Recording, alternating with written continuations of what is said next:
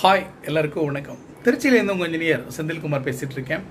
நம்ம வீடு 2021. நம்ம இன்றைக்கி பார்க்க போகிற விஷயம் என்னென்னா, இன்றைக்கி 1-to-1 கனெக்ட் ஆன வேல்முருகன் அப்படிங்கிற நண்பர் கூட அவருடைய வீடோடைய பிளானை பற்றி டிஸ்கஸ் பண்ணோம்.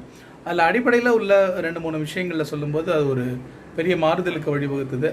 பேசிக்காக ஒரு பிளானை நம்ம பார்க்கும்போது நம்ம வீட்டுக்கான பிளானில் இந்த 3 விஷயங்களை நம்ம குறிப்பாக கவனிக்கணும். அது என்னென்ன விஷயங்கள் இந்த வீடியோவில் பார்ப்போம்.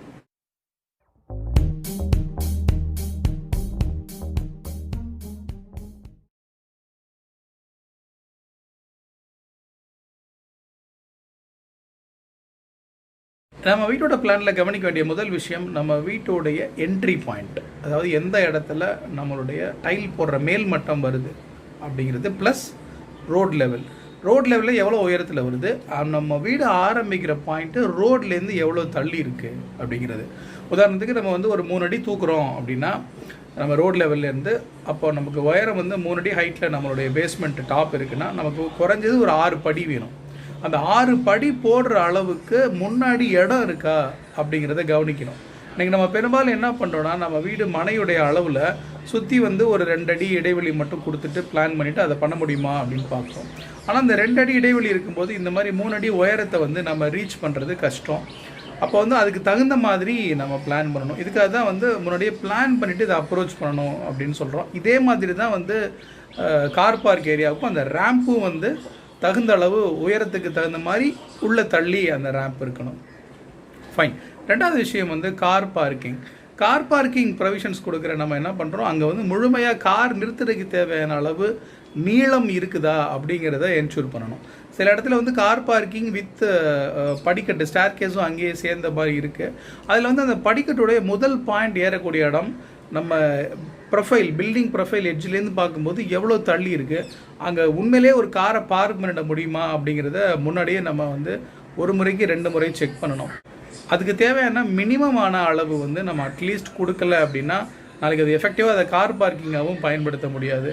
அதில் ஒரு குறைஞ்சது 12 ஃபீட் ஒரு 15 ஃபீட் வரைக்கும் இருந்தால் நமக்கு எந்த பிரச்சனையும் இல்லாமல் கார் நிறுத்த முடியும்.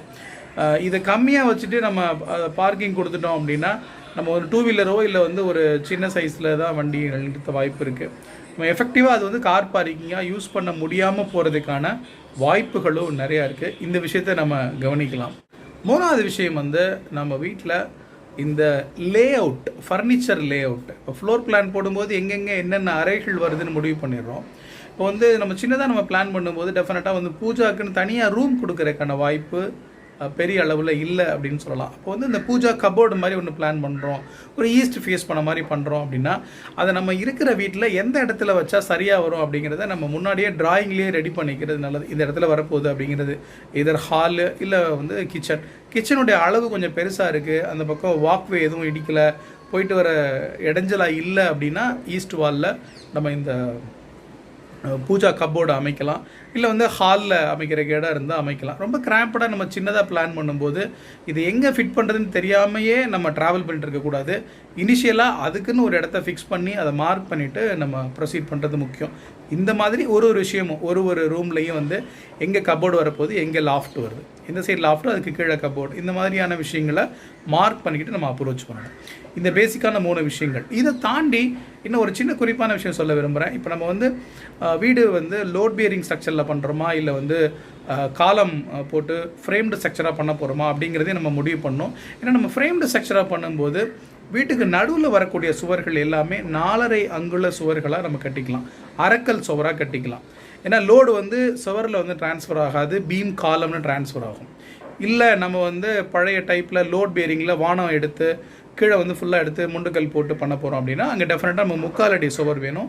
அப்போ அதுக்கு தகுந்த மாதிரியான ரூமோடைய அளவுகள் ஒரு 4 அங்குலம் கூடுதலாக வரும் ரிலேட்டிவ்லி. இந்த விஷயத்தையும் நம்ம மைண்டில் வச்சுக்கலாம். நம்ம ஃப்யூச்சரில் வீடு எப்படி பண்ண போகிறோம், அடுத்த ஃப்ளோர் பண்ணுறோமா அப்படிங்கிறதே மனசில் வச்சு அதுக்கு தகுந்த மாதிரியான ஃபவுண்டேஷனை போட்டு பண்ணுறதும் சிறப்பான அணுகுமுறை. உங்களுடைய பிளான் நீங்கள் இப்போ ரெடி பண்ணிட்டு இருக்கீங்கன்னா அது எப்படி இருக்குது, இந்த விஷயங்கள் நிச்சயமாக உங்களுக்கு ஹெல்ப்ஃபுல்லாக இருக்கும்னு நம்புகிறேன். Thanks for your time. Thank you so much.